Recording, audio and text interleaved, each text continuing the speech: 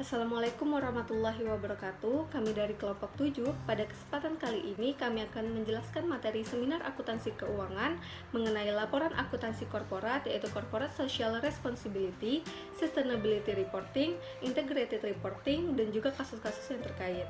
Nah, sebelum masuk ke materi, izinkan saya untuk memperkenalkan anggota dari kelompok 7 yang terdiri dari saya sendiri, Afifah Khairunisa, bersama dua rekan saya yaitu Olivia Febrianola dan Anissa Madani. Baiklah, untuk mempersingkat waktu, saya akan menjelaskan materi yang pertama. Latar belakang. Akuntansi merupakan suatu sistem informasi yang menghasilkan laporan kepada pihak-pihak yang berkepentingan mengenai aktivitas ekonomi dan kondisi perusahaan, sehingga output dari akuntansi adalah laporan keuangan. Nah, External Reporting Network ini telah mengalami perubahan yang cukup signifikan. Perubahan-perubahan ini didasari karena tuntutan pemenuhan informasi atas kegiatan perusahaan, baik itu kegiatan finansialnya ataupun non-finansial, yang semakin meningkat kepada para stakeholdernya. Pada gambar di slide, kita dapat melihat, ini tuh adalah perkembangan dari External Reporting Network itu. Dimulai dari financial reporting. Nah, perkembangan akuntansi ini kan dimulai hanya berfokus pada financial reporting, di mana perusahaan itu hanya berorientasi pada keuangan.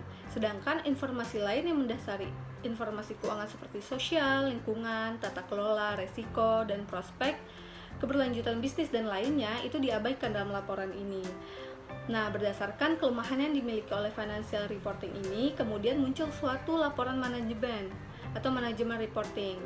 Meski menyajikan informasi keuangan dan informasi lain terkait dengan pengelolaan perusahaan, namun manajemen reporting ini tidak menyajikan bagaimana komitmen, kepedulian, dan tanggung jawab perusahaan terhadap isu-isu sosial dan lingkungan yang menjadi pilar dasar bagi suatu bisnis. Nah, implikasi negatif dari laporan ini adalah kepedulian perusahaan pada isu-isu sosial dan lingkungan menjadi rendah, dan juga meningkatnya eskalasi krisis sosial dan lingkungan, serta meningkatkan resiko sustainability bisnis dan merugikan kepentingan stakeholders. Namun, seiring perkembangannya zaman, keilmuan turut mengalami perkembangan, tak terkecuali juga dengan ilmu akuntansi. Sehingga External Reporting Network pun juga terus ikut berkembang. Muncullah yang namanya Green Reporting, yang kemudian akan terus berkembang menjadi Sustainability Reporting dan Integrated Reporting. Pada Green Reporting ini, salah satunya juga menitik beratkan pada Corporate Social Responsibility. Nah, untuk penjelasan selanjutnya mengenai Corporate Social Responsibility, Sustainability Reporting, dan juga Integrated Reporting ini akan dijelaskan lebih lanjut pada slide selanjutnya. Nah, baiklah, kita masuk ke Corporate Social Responsibility. Terjadinya perubahan paradigma dalam dunia bisnis bahwa tujuan organisasi tidak hanya berfokus pada profit belaka, menyebabkan munculnya istilah triple bottom line atau 3BL yang dikemukakan oleh John L. Kington pada tahun 1994. Triple bottom line ini atau 3BL ini menggagas bahwa keberhasilan utama perusahaan tidak hanya diukur dengan adanya perspektif keuangan atau profit, tetapi juga dinilai dari kinerja sosial atau people dan lingkungannya. Nah, bisa kita lihat nih, di dalam layar itu ada 3 lingkaran yang saling terhubung, yaitu people yang menggambarkan dari social performance, profit yang menggambarkan dari economic performance, dan planet yang menggambarkan dari environmental performance. Karena sesungguhnya setiap transaksi dan interaksi yang dilakukan oleh entitas dengan masyarakat atau people dan lingkungannya atau planet akan menimbulkan hubungan sebab akibat satu sama lain. Karena adanya hubungan sebab akibat ini, sehingga dibutuhkan kegiatan untuk pertanggungjawaban sosial lingkungan untuk menjaga keberlangsungan usaha entitas di masa-masa yang akan datang. 3BL menggagas terjadinya Green Reporting atau GR, di mana perusahaan selain menyajikan pelaporan keuangan juga menitik beratkan pada media pelaporan Corporate Social Responsibility. Oke, slide selanjutnya. Pada hakikatnya, akuntansi CSR ini merupakan perluasan dari akuntansi pertanggungjawaban sosial dan akuntansi lingkungan. Esensi dari akuntansi CSR sendiri itu adalah suatu proses pengukuran, pencatatan, pelaporan, dan pengungkapan informasi terkait efek-efek sosial dan lingkungan dari tindakan-tindakan ekonomi perusahaan bagi kelompok-kelompok tertentu dalam masyarakat atau yang menjadi stakeholder perusahaan. Nah, selanjutnya Ada dua dimensi utama dalam akuntansi CSR. Pertama, melaporkan dan mengungkapkan cost dan benefit dari aktivitas ekonomi perusahaan yang secara langsung berdampak pada profitabilitas bottom line atau laba. Nah, ini yang selama ini ya yang berasal dari financial reporting. Nah, cost dan benefit tersebut seperti yang kita ketahui bisa dihitung dan dikuantifikasi secara akuntansi. Sedangkan yang kedua nih adalah melaporkan cost dan benefit dari aktivitas ekonomi perusahaan yang berdampak langsung kepada individu, masyarakat, dan lingkungannya.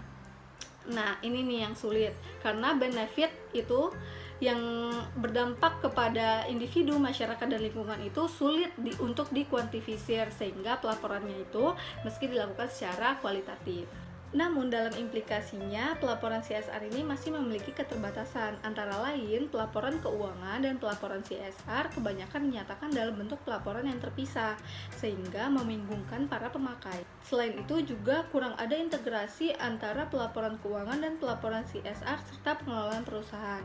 Dan kebanyakan pelaporan CSR ini dinyatakan dalam laporan tahunan atau annual report, sehingga dalam perkembangannya program CSR ini diungkapkan lebih lanjut dalam sebuah laporan keberlanjutan atau sustainability report.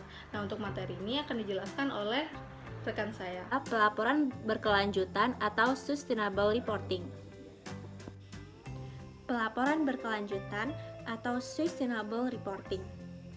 Sustainable reporting digagaskan oleh Global Reporting Initiative pada tahun 1999 yang menyajikan pelaporan informasi sosial, lingkungan, dan keuangan secara terpadu dalam satu pelaporan korporasi.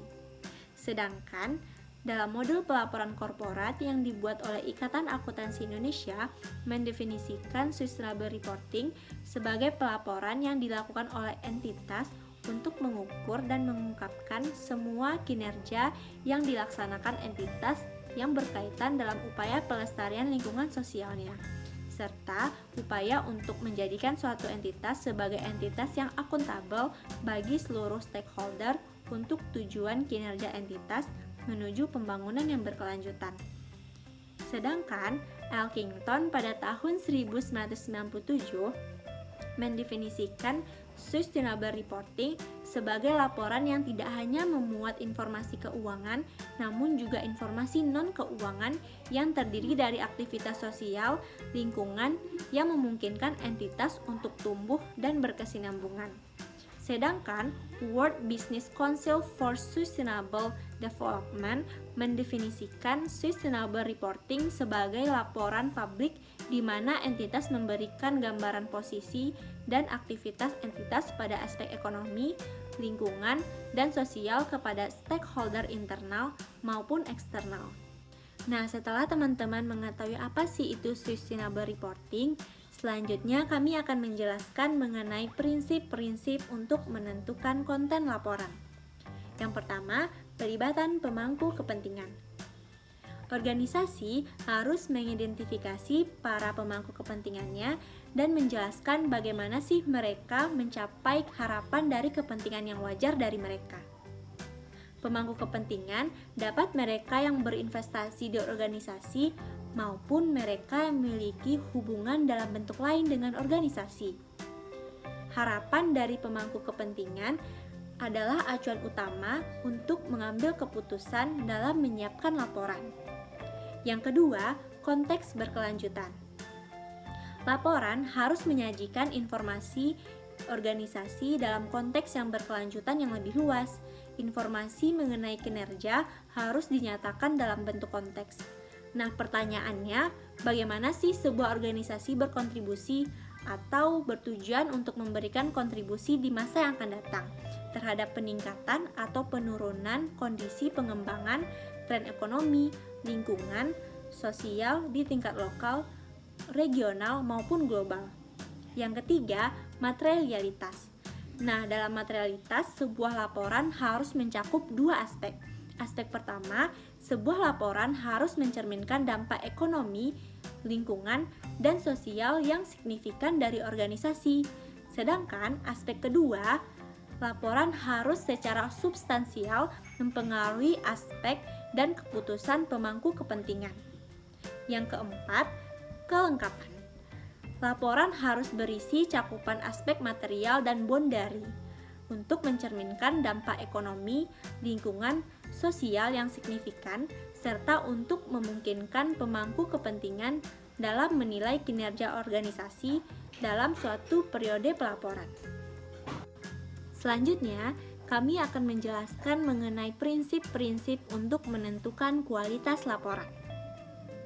Kualitas informasi adalah hal yang penting untuk memungkinkan para pemangku kepentingan dapat membuat penilaian kinerja yang logis serta masuk akal dan mengambil tindakan yang tepat. Prinsip-prinsip untuk menentukan kualitas laporan ada keseimbangan, komparabilitas, akurasi, ketepatan waktu, kejelasan, dan keandalan. Nah, kami akan menjelaskan masing-masing dari prinsip untuk menentukan kualitas laporan. Pertama, keseimbangan. Laporan harus mencerminkan aspek-aspek positif dan negatif dari kinerja organisasi untuk memungkinkan dilakukannya penilaian yang beralasan atas kinerja organisasi secara keseluruhan. Yang kedua, komparabilitas. Organisasi harus memilih, mengumpulkan, dan melaporkan informasi secara konsisten. Informasi yang dilaporkan harus disajikan dengan cara memungkinkan para pemangku kepentingan untuk menganalisis perubahan kinerja organisasi dari waktu ke waktu dan mendukung analisis relatif terhadap organisasi lain. Yang ketiga, akurasi. Informasi yang dilaporkan harus cukup akurat dan terperinci bagi para pemangku kepentingan untuk dapat menilai kinerja organisasi. Yang keempat, ketepatan waktu. Organisasi harus membuat laporan dengan jadwal yang teratur, sehingga informasi yang tersedia tepat waktu bagi para pemangku kepentingan untuk membuat keputusan yang tepat. Yang kelima, kejelasan. Organisasi harus membuat informasi tersedia secara jelas dan dapat dimengerti serta dapat diakses oleh pemangku kepentingan yang menggunakan laporan tersebut. Yang keenam, keandalan. Organisasi harus mengumpulkan, mencatat, menyusun, menganalisis, dan mengungkapkan informasi serta proses yang digunakan untuk menyiapkan laporan agar dapat diuji serta dapat diandalkan kualitas informasinya. Pengungkapan standar ini terdiri dari dua pengungkapan standar. Pertama, pengungkapan standar umum dan pengungkapan standar khusus. Pengungkapan standar umum. Pengungkapan standar umum berlaku untuk semua organisasi yang menyiapkan laporan berkelanjutan. Pengungkapan standar umum terdiri dari 7 bagian. Pertama, strategi dan analisis. Nah, pada pengungkapan standar umum akan diberikan gambaran umum bagaimana strategi dan analisis dari organisasi. Strategi dan analisis dapat diambil dari informasi yang ada dalam bagian lain di dalam laporan, namun sebenarnya dimaksud untuk memberikan wawasan tentang topik strategis, bukan sekedar ringkasan konten laporan. Yang kedua, profil organisasi. Pengungkapan standar umum juga memberikan gambaran mengenai profil organisasi, mengenai karakteristik organisasi untuk memberikan konteks bagi rincian-rincian dalam laporan dibandingkan dengan bagian-bagian yang ada dalam pedoman. Pada profil organisasi ini akan dijelaskan mengenai nama organisasi, merek, produk, atau layanan dari organisasi, lokasi kantor pusat organisasi, serta skala organisasi dan hal-hal yang berkaitan dengan organisasi. Yang ketiga, aspek material dan bondari teridentifikasi. Akan dijelaskan gambaran mengenai tentang proses yang telah diikuti oleh suatu organisasi untuk menentukan konten laporan, aspek material dan bondari teridentifikasi, serta penyertaan ulang, yang berisikan daftar-daftar dari entitas yang disertakan dalam laporan keuangan, konsolidasi, atau dokumen yang setara ataupun penjelasan terkait bagaimana organisasi tersebut telah menyiapkan prinsip-prinsip pelaporan untuk menentukan konten laporan. Yang keempat, hubungan dengan pemangku kepentingan. Dalam pengungkapan standar umum akan dijelaskan bagaimana gambaran keseluruhan tentang hubungan organisasi dengan pemangku kepentingan. Dalam hal ini akan digambarkan siapa saja pemangku kepentingan dalam organisasi dan bagaimana sih hubungan pemangku kepentingan dengan organisasi. Yang kelima, profil laporan. Profil laporan akan dijelaskan bagaimana periode laporan, siklus laporan, dan hal-hal yang berkaitan dengan laporan. Yang keenam, tata kelola. Pada pengungkapan standar umum akan dijelaskan mengenai struktur tata kelola dan komposisinya, peran badan tata kelola tertinggi dalam menetapkan tujuan, nilai, dan strategi organisasi, kompetensi dan evaluasi kinerja badan tata kelola tertinggi, peran badan tata kelola tertinggi dalam manajemen risiko, peran badan tata kelola tertinggi dalam pelaporan berkelanjutan, dan peran badan tata kelola tertinggi dalam mengevaluasi kinerja ekonomi, lingkungan, dan sosial. Yang ketujuh, tentang etika dan integritas.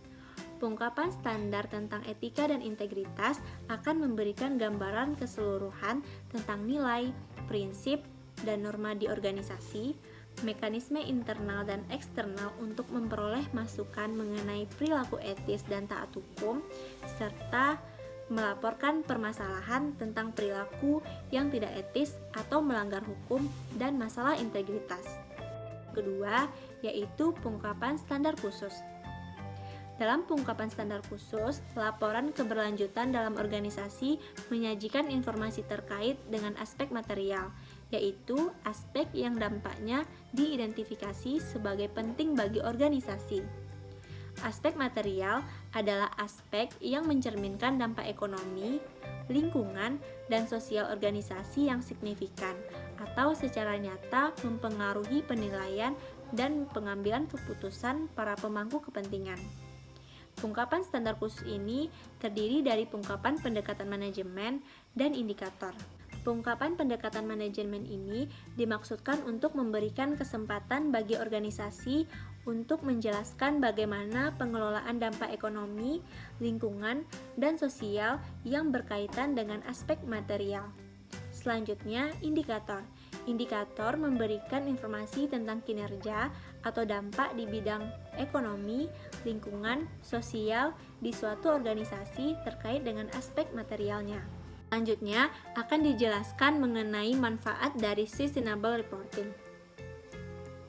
Bagi entitas dengan adanya sustainable reporting, tentunya akan dijadikan sebagai tambahan informasi yang dapat digunakan oleh pihak-pihak berkepentingan sebagai bahan pertimbangan untuk pengambilan keputusan, dan juga dapat digunakan sebagai alat ukur pencapaian kinerja dalam isu triple bottom line. Bagi investor, juga berguna sebagai alat kontrol atas pencapaian kinerja entitas sekaligus sebagai media pertimbangan investor dalam mengalokasikan sumber daya keuangan yang mereka miliki, terutama dalam lingkup sustainable dan responsible investment.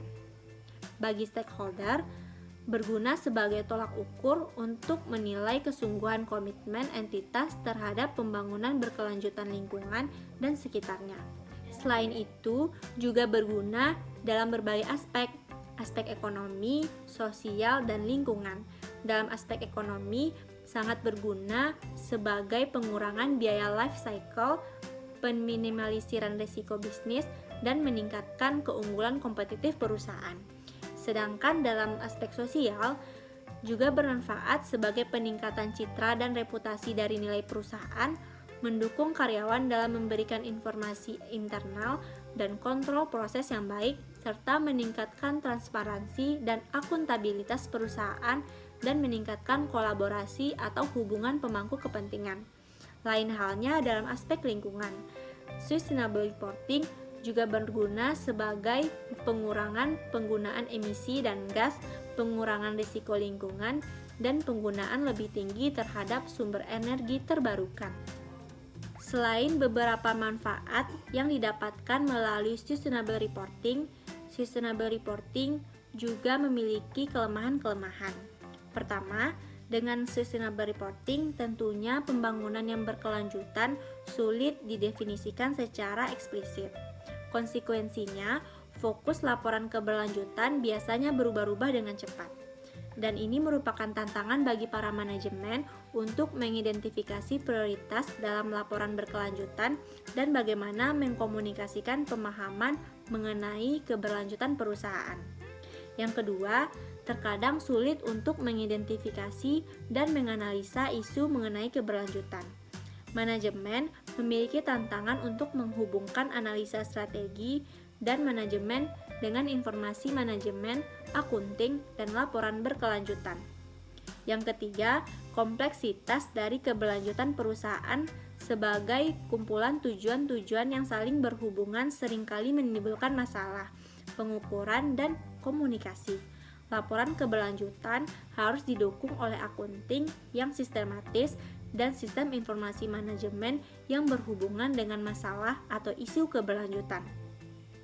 Yang keempat, pengembangan solusi mengenai keberlanjutan memerlukan kerjasama dari berbagai orang di dalam organisasi. Selain itu, juga ditemukan tantangan-tantangan yang berhubungan dengan pemangku kepentingan. Informasi mengenai keberlanjutan tidak selalu dapat diakses secara mudah oleh pemangku kepentingan. Hal ini menimbulkan informasi asimetris antara perusahaan dan pemangku kepentingan. Situasi dari informasi asimetris inilah yang akhirnya membuat kredibilitas perusahaan ditanyakan. Maka perusahaan diharapkan mampu mengkomunikasikan, memverifikasikan, serta menjamin. Yang kedua, perusahaan tidak selalu memiliki pengetahuan yang cukup tentang informasi yang dibutuhkan oleh pemangku kepentingan. Akibatnya, terkadang laporan berkelanjutan tidak selalu mengandung informasi yang dibutuhkan oleh pemangku kepentingan. Yang ketiga, kebanyakan laporan berkelanjutan tidak spesifik dan cenderung pembaca dipenuhi banyak informasi dan ditargetkan kepada pembaca yang cakupannya terlalu luas. Keempat, penyempurnaan standar dari laporan keberlanjutan harus dilakukan secara terus-menerus. Baiklah, saya Anissa Madani akan menjelaskan mengenai integrated reporting. Apa itu integrated reporting? Menurut the International Integrated Reporting Committee, integrated reporting adalah suatu proses komunikasi informasi suatu organisasi kepada stakeholder tentang penciptaan nilai dari waktu ke waktu, dan juga berperan sebagai komunikasi yang ringkas dan terintegrasi tentang bagaimana strategi, tata kelola, kinerja, dan prospek suatu organisasi menghasilkan penciptaan nilai dari jangka pendek, menengah, serta jangka panjang. Konsep inti dari integrated reporting adalah menyediakan satu laporan yang sepenuhnya mengintegrasikan informasi keuangan perusahaan dan non-keuangan seperti masalah environmental, governance, social issue. International Integrated Reporting Council membagi modal atau kapital menjadi 6 kategori. Modal tersebut adalah sebagai berikut. Yang pertama yaitu modal intelektual, yaitu intangible yang memberikan manfaat kompetitif. Di antaranya adalah seperti paten, copyright, software, dan sistem organisasi. Yang kedua yaitu modal alam, yaitu input terhadap produksi barang atau ketentuan mengenai suatu jasa. Yang ketiga, modal keuangan, yaitu modal tersedia bagi organisasi untuk memproduksi barang dan jasa serta diperoleh melalui pembiayaan seperti utang, ekuitas, hibah, atau yang dihasilkan melalui operasi dan investasi. Dan yang selanjutnya yaitu modal pabrik, yaitu modal yang berbeda dengan modal alam yang digunakan dalam memproduksi barang dan jasa. Contohnya adalah gedung, peralatan, dan infrastruktur. Yang selanjutnya itu modal manusia, yaitu kemampuan seseorang dan motivasinya untuk berinovasi seperti kemampuan untuk memahami dan menerapkan strategi organisasi. Dan yang terakhir yaitu modal sosial, yaitu lembaga dan hubungan yang dibangun di dalam dan di antara kelompok dan stakeholder untuk meningkatkan kesejahteraan bersama. Tujuan dalam merumuskan integrated report yaitu menurut International Integrated Report Council menjabarkan tujuan dibentuknya pelaporan yang terintegrasi antara lain. Yang pertama, meningkatkan kualitas dari informasi yang tersedia untuk penyedia modal sehingga memungkinkan alokasi yang lebih efisien dan produktif terhadap modal. Yang kedua, mempromosikan pendekatan yang lebih kohesif dan efisien untuk pelaporan perusahaan pada pelaporan berbeda dan mengkomunikasikannya berbagai faktor secara material yang mempengaruhi organisasi untuk menciptakan nilai dari waktu ke waktu. Yang ketiga, meningkatkan akuntabilitas dan menetapkan dasar untuk modal seperti finansial, manufaktur, intelektual, manusia, hubungan sosial, dan alam, dan mempromosikan pemahaman mengenai saling ketergantungannya. Dan yang terakhir yaitu mendukung pemikiran terintegrasi, pengambilan keputusan, dan aksi yang mengarah pada penciptaan nilai jangka pendek, menengah, dan panjang. Selanjutnya yaitu prinsip-prinsip panduan tentang Integrated Report. International Integrated Reporting Council memiliki prinsip-prinsip panduan tentang Integrated Reporting. Berikut adalah prinsipnya. Yang pertama yaitu fokus strategi. Integrated Report menghubungkan tujuan dan sumber daya organisasi dengan kemampuan untuk menciptakan dan mempertahankan nilai organisasi. Yang kedua yaitu konektivitas informasi. Integrated Report menunjukkan hubungan komponen yang berbeda di dalam organisasi bisnis, diantaranya adalah faktor eksternal yang mempengaruhi organisasi. Yang ketiga yaitu orientasi masa depan. Integrated Report menyajikan informasi harapan manajemen tentang masa depan mereka.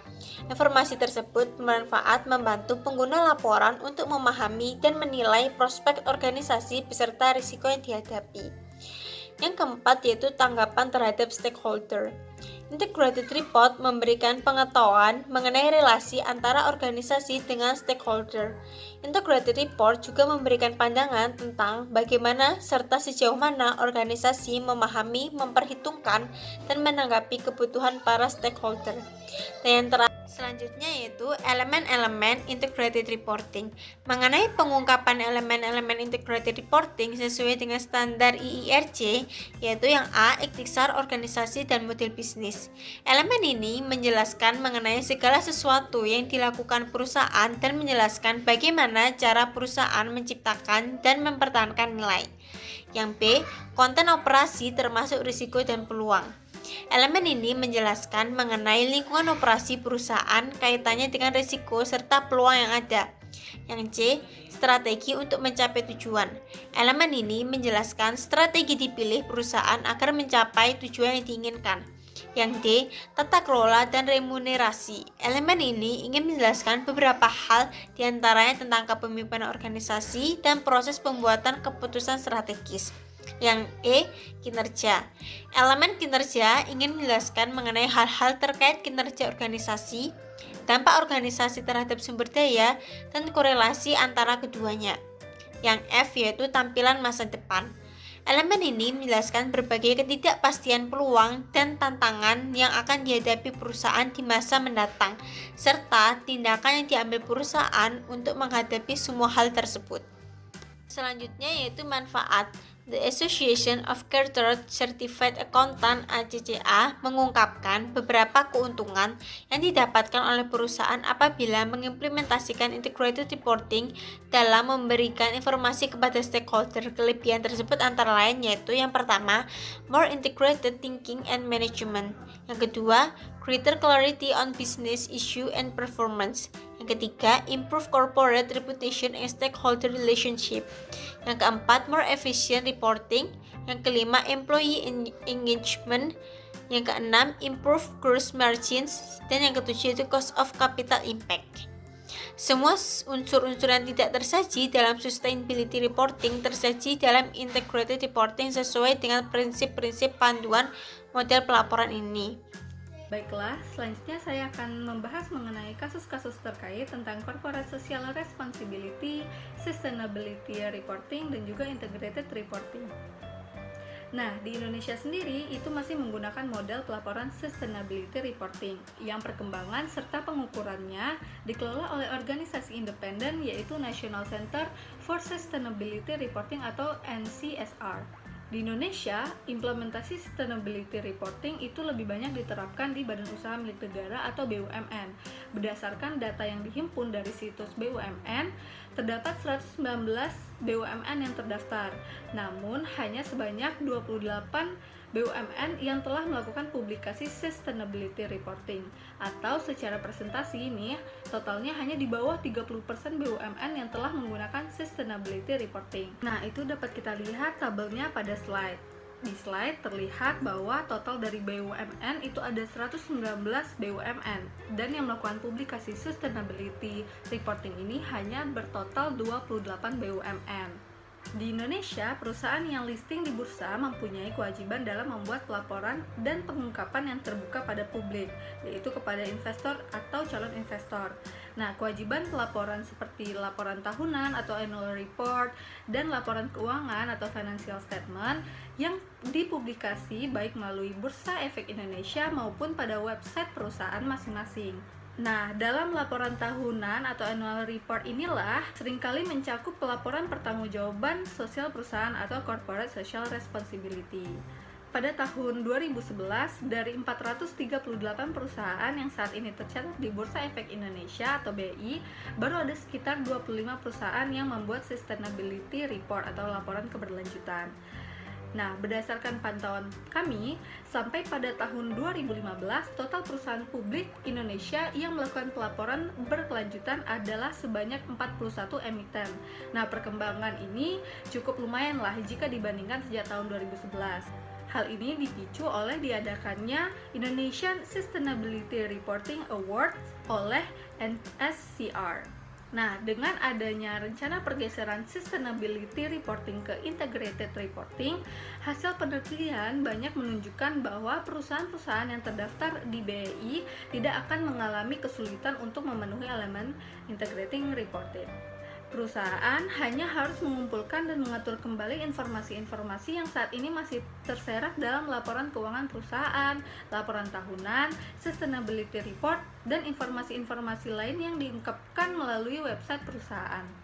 Nah, keengganan perusahaan publik dalam membuat laporan-laporan ini bisa disebabkan oleh beberapa hal, seperti tambahan biaya dan usaha dalam pembuatan laporan. Selain itu juga karena belum adanya kewajiban dari regulator pasar modal terkait pelaporan ini, juga membuat para emiten merasa belum butuh untuk menyiapkan laporan terkait. Nah, selanjutnya, kelompok kami ini melakukan analisis terhadap PT Timah Tbk atas Sustainability Report dan Integrated Report-nya. Nah, secara umum, Sustainability Report dan Integrated Report ini memiliki perbedaan dari segi tujuan. Nah, kalau Sustainability Report itu membantu organisasi untuk menetapkan tujuan dan mengelola perubahan menuju ekonomi global yang berkelanjutan dengan menggabungkan keuntungan jangka panjang dan tanggung jawab sosial perusahaan. Sementara itu, Integrated Report bertujuan untuk menciptakan nilai entitas dan membuat satu laporan yang terintegrasi. Untuk melihat lebih jelas apa saja yang menjadi perbedaan dan persamaan dari kedua laporan ini, kelompok kami memilih untuk menganalisis Sustainability Reporting dan Integrated Reporting pada PT Timah Tbk. Perusahaan ini bergerak dalam bidang usaha pertambangan timah yang terintegrasi mulai dari kegiatan eksplorasi, penambangan, peleburan, dan hilirisasi hingga pemasaran dan pengolahan. PT Timah memiliki 13 entitas anak usaha baik yang langsung maupun tidak langsung dan memiliki 129 izin usaha penambangan seluas 473.000 hektar dengan sumber daya biji timah sebesar 796.343 ton dari cadangan biji timah sebesar 377.594 ton. Nah, penyusunan laporan keberlanjutan PT Timah Tbk mengacu pada laporan keberlanjutan G4 yang dikeluarkan oleh Global Reporting Initiative atau GRI. Nah, pada slide teman-teman bisa melihat itu terdapat dua link, di mana link tersebut merupakan link dari Integrated Report dan juga Sustainability Report dari PT Timah Tbk. Nah, buat teman-teman yang penasaran bagaimana sih bentuk dari Integrated Report dan juga Sustainability Report, itu bisa diklik linknya. Nah, dari kedua laporan tersebutlah kami menganalisa perbedaan dari Sustainability Report dan Integrated Report pada PT Timah Tbk ini. Nah, pada slide selanjutnya itu teman-teman bisa melihat adanya sebuah tabel, di mana di tabel itu kami memaparkan beberapa hal yang diungkapkan dalam Sustainability Report dan Integrated Report pada PT Timah Tbk. Bisa kita lihat bahwa faktornya yaitu hal-hal yang diungkapkan atau disclosure dalam laporan. Untuk Sustainability Report PT Timah Tbk itu mengungkapkan ada 7 poin. Yang pertama itu kebersamaan dalam menciptakan nilai, yang kedua sumber daya manusia, yang ketiga tata kelola perusahaan, yang keempat pembangunan lingkungan yang berkelanjutan, yang kelima tumbuh dan berkembang bersama masyarakat, yang keenam menuju angka kecelakaan 0, dan yang ketujuh menjaga kepuasan pelanggan.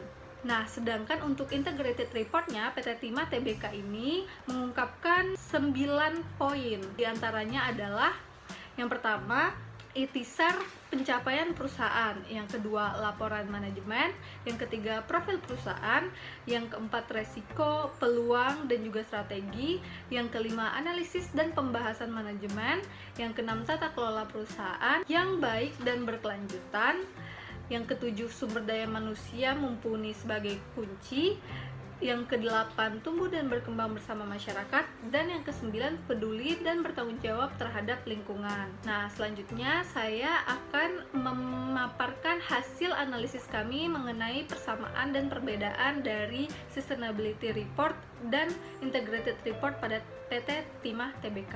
Nah, yang pertama itu persamaan.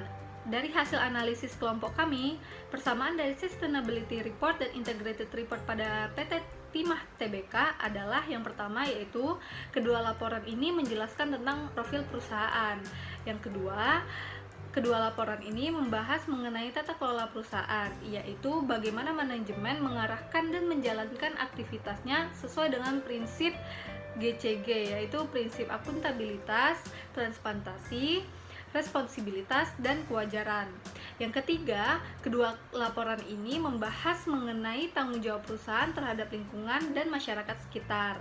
Yang keempat, kedua laporan ini membahas bagaimana perusahaan memberdayakan sumber daya manusia dan kaitannya dengan kesehatan keselamatan kerja. Dan yang kelima, yang terakhir, yaitu kedua laporan ini membahas bagaimana kepuasan pelanggan terhadap produk perusahaan. Nah, untuk perbedaan dari hasil analisis kelompok kami, perbedaan dari Sustainability Report dan Integrated Report pada PT Timah Tbk adalah yang pertama, yaitu laporan manajemen pada Sustainability Report hanya mencakup laporan direksi. Nah, sedangkan Integrated Reportnya itu terdapat selain laporan direksi juga ada laporan komisaris. Yang kedua, pada Integrated Report dijelaskan tentang ikhtisar pencapaian perusahaan, baik itu ikhtisar kinerja, ikhtisar keuangan, ikhtisar saham, dan peristiwa penting yang terjadi dalam 1 tahun laporan. Nah, ikhtisar perusahaan ini tidak diungkapkan dalam Sustainability Report. Ikhtisar ini memberikan gambaran bagaimana kinerja perusahaan dilihat dari segi keuangan, kinerja manajemen, dan kaitannya dengan saham perusahaan sehingga akan memberikan gambaran jelas bagi pengguna laporan tersebut. Nah, yang ketiga, pada Integrated Report terdapat penjelasan mengenai bagaimana resiko yang akan dihadapi perusahaan saat ini dan di masa yang akan datang, bagaimana peluang ke depannya, dan bagaimana strategi perusahaan dalam menjalani resiko serta peluang dalam jangka pendek, menengah, dan jangka panjang.